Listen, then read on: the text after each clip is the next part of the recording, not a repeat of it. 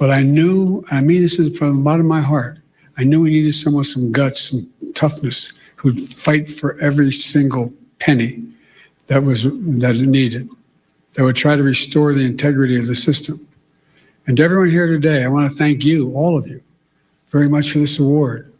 They found him. They went and dug him up, resurrected him, and put him back on stage. And I got to tell you, a lot of Democrats are not happy to see Joe Biden back out on the stage and taking it to the road. They really want him to go somewhere and just forget about politics. Many blame Joe Biden now for the loss to Donald Trump. They blame Joe Biden for Donald Trump being president. They're not blaming the fact that it was terrible policies, the fact that he did not govern well, the fact that he almost destroyed America. Oh, no, no, no, no, no. They blame Kamala Harris's loss on Joe Biden's time, and not the fact that she was incompetent, not the fact that she tried to fake and be somebody that she wasn't. It's easier for them to pass the buck, and Joe Biden just so happened to be the donkey that they pinning his tail on. But good old Joe decided to take it back out on the trail. So in this video, I'm just going to show you some highlights of Joe Biden's speech out in Chicago. And you know, whenever Joe Biden takes the mic, he never disappoints us, giving us some really good moments to have a good laugh. Matter of fact, when I was getting started with this video, I couldn't stop laughing. I just couldn't with some of the stuff I seen. So let's see how things kicked off for Joe at his speech in Chicago. Thank you, thank you, thank you. So good to be here. Shotgun shack to the Super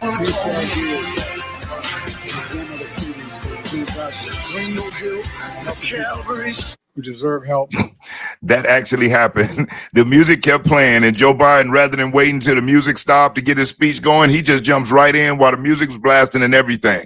Now, one thing about Joe Biden, whenever he jumps on the stage, he loves to tell stories about his family and his upbringing, and he's always got these good quotes from his dad. But in all the stories I've ever heard Joe Biden tell about his father, I've never heard this one before. Tell me, have you ever heard this, or is Joe making this up? And paid for most of it. You know, my great friend, he is a great friend, Governor O'Malley. He, my dad, the Biden family started off in Baltimore. They don't say Baltimore, it's Baltimore, in Baltimore.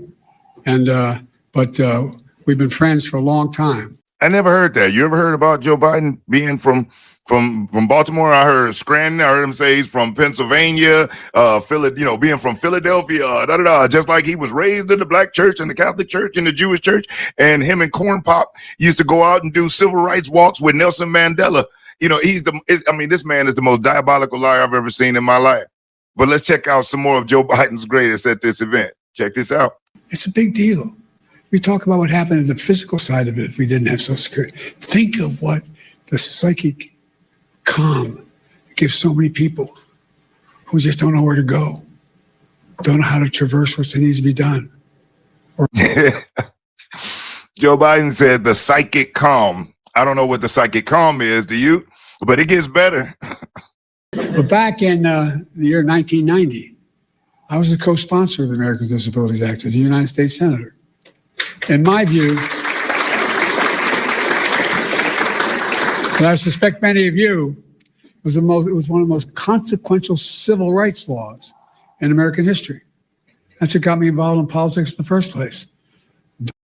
Now, one thing about Joe Biden, you can never, ever, ever count him out for turning any situation into something all about race. Watch him do it here. Delaware, like Maryland, was one of those states, was a slave state. We had all the vestiges of what was going on back in the day.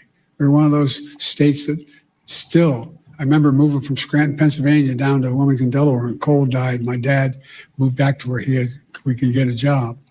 And I remember I pulled into, my mom would drive us on the Philadelphia Pike connecting Wilmington and Philadelphia. And we lived in an apartment complex. And she'd drive us it was only about half a mile to Holy Rosary School in Claremont. But it was so dangerous, she wouldn't let us walk up because of access road. I remember pulling into the parking lot, and I had never seen hardly any black people in Scranton at the time I was only going in fourth grade. And I remember seeing the kids going by at the time called colored kids on a bus going by. They never turned right to go to Claremont High School. I wondered why. Asked my mom, why? So in Delaware, they're not allowed to go to school, in public school, with white kids, honey. That sparked my sense of outrage as a kid, just like it does. I mean, And these young kids right here can tell you things affect them when they learn about something that's really just unfair and unjust.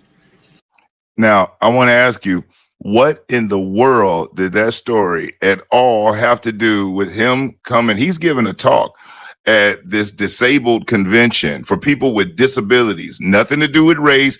It's not like you can change, your race, or, you can really change your disability, but comparing somebody who has a disability in this story about colored children back in the day to two, that's why the audience isn't reacting.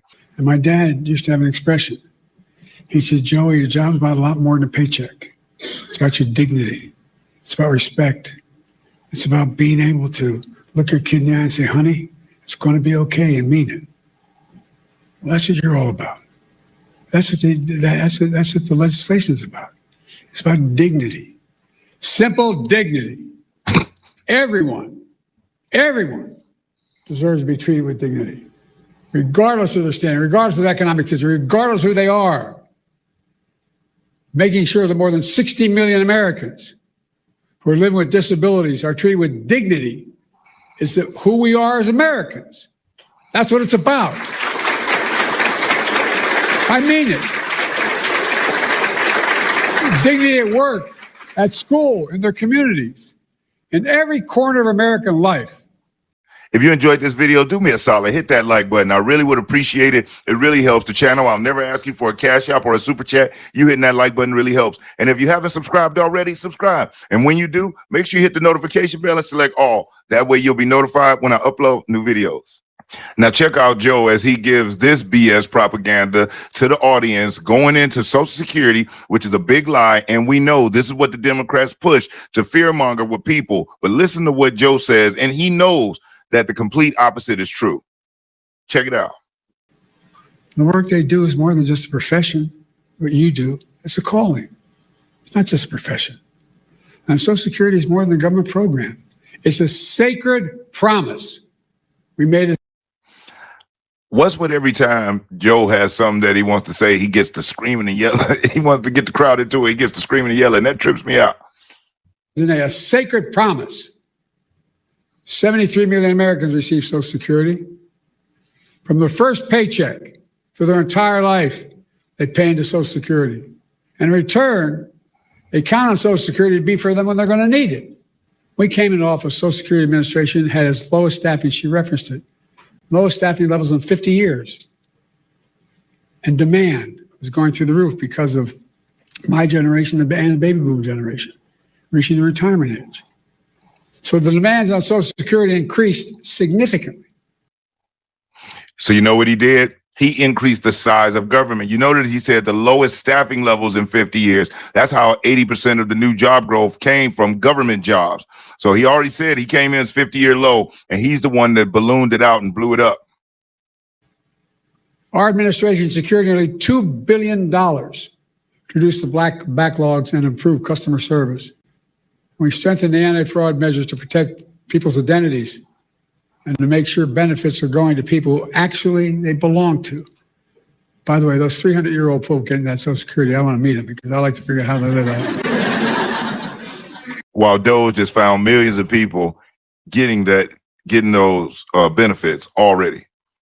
From applying for disability to filing an appeal to reporting fraud, it all became more efficient and more effective. And I'll bet it made your jobs easier, too, in the process. Now, these achievements. Another one of those awkward moments where the audience didn't know exactly what was going on. May not sound so glamorous to most people, but they're absolutely essential.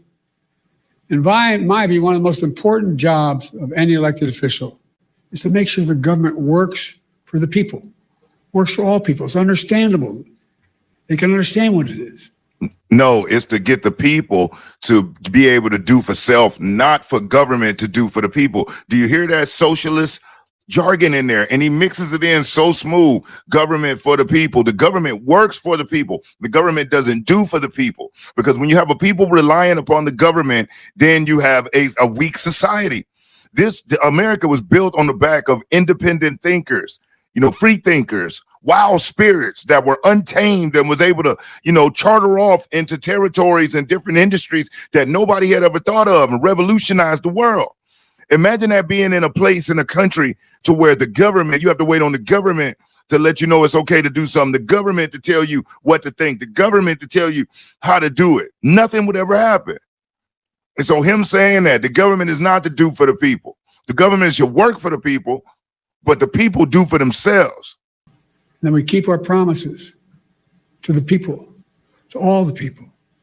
That's exactly what we did, thanks to all of you. Also signed into law the Social Security Fairness Act. That act eliminated 2 unfair rules so public employees wouldn't get shortchanged: the government pension offset and the windfall elimination provision. All about public employees, you hear? It's all about government employees. It's all about government. The staffing levels were the lowest 50 years ago. The government pension, that's all this is about. I don't know how anybody misses this. These people are socialists. Come in ever again. These are lifelong government workers. As a result, more than 2 million people are now finally receiving the full benefits they earned. And remember, we also faced a constant threat by some members, Republican members of the Congress, to cut and gut Social Security, period. Cut and gut it, period. They wanted to let. Now, we know that's the BS propaganda fear-mongering. Joe wouldn't be Joe if he didn't go into that. We know that that's their go-to for the entire 50 years that he's been in the Senate. This has been the go-to of the Democrat Party. The only thing now, the people are over it. They know it's a lie. President Trump has said it's not true. Speaker Johnson said it's not true. The budget legislation does not have cutting benefits from any person that's entitled. Where the cuts do come in at, and where technically where the Democrats are hanging their hat, is the fact that, yeah, there will be cuts to Medicare. It'll be cutting off the fraudulent people that's on the rolls. There will be cuts to Medicare. It'll be cutting off the able-bodied men and women. There will be cuts to Social Security, getting off those that are committing fraud and that shouldn't be on it. So are there going to be cuts? Yes. And what the Democrats do, they take that one truth, and they build a big lie around it. So that when they say, well, technically, aren't you? And Republicans have to say, well, yeah, but. The moment they say, yeah, but, they explain how Democrats just jumping, see. And the American voters, a lot of them are so emotional, they don't listen to the rest of the story. And that's what the Democrats prey on. They prey on ignorance of their voters in this fear-mongering. Let Social Security expire every 5 years. That was the proposal. Let it expire every 5 years. A proposal. Unless reauthorized by the Congress. He's Who lying. the hell do they think they are? Every 5 years, and then wait around and be. No. Now, I want you to take a flashback with me to Joe Biden when he spoke about entitlement programs and what he thought about them. Look at this one. Let me ask you a question, Joe. Yeah. You're right here with me. Yeah. Have you been on the floor of the Senate? You were in the Senate for a few years. Yeah. Time and time again, talking about the necessity, with pride, about cutting Social Security, cutting Medicare, cutting veterans programs. No. You never said that. No. When I argued that we should freeze federal spending, I meant Social Security as well. I meant Medicare and Medicaid. I meant veterans benefits. I meant every single solitary thing in the government. Look, here's the deal. You're an honest guy. Why don't you just tell the truth here? We all make mistakes. I am telling the truth. And I not only tried it once, I tried it twice, I tried it a third time, and I tried it a fourth time. Joe, let me repeat it again. I want you just to be straight with the American people. I am saying that you have been on the floor of the Senate time and time again talking about the need to cut Social Security, Medicare, and veterans programs. Is that true or is that not true? No, it's not true. That is not true? That is not true. I meant veterans benefits. I meant every single solitary thing in the government. Everything was on the table. I did not support any of those cuts in Social Security or in veterans benefits. Whoa. Everything was on the table. All right, you're right. You just said it, including, in your judgment, cuts to Social Security and veterans. In order to get the kinds of changes we need on other things related. Joe, then But we did not cut it. I know, because people like me helped stop that. All that I would say to the American people, go to YouTube. It's all over the place. Joe said it many, many times, and I'm surprised, you can defend that or change your mind on it, but you can't deny the reality. Well, if you stayed and you watched the video this far, I really do appreciate it. I just wanted to jump on and show you that Joe is back outside. He's doing his best to be his best, delivering a whole bunch of BS and talking mess. So thanks for watching the video. If you haven't, hit that like button. If you aren't subscribed to the channel, subscribe. Most importantly, make sure you be safe, be great. I'm Brian Maxwell. I want to thank you again for watching, and I look forward to seeing you at the top. Over and out, y'all.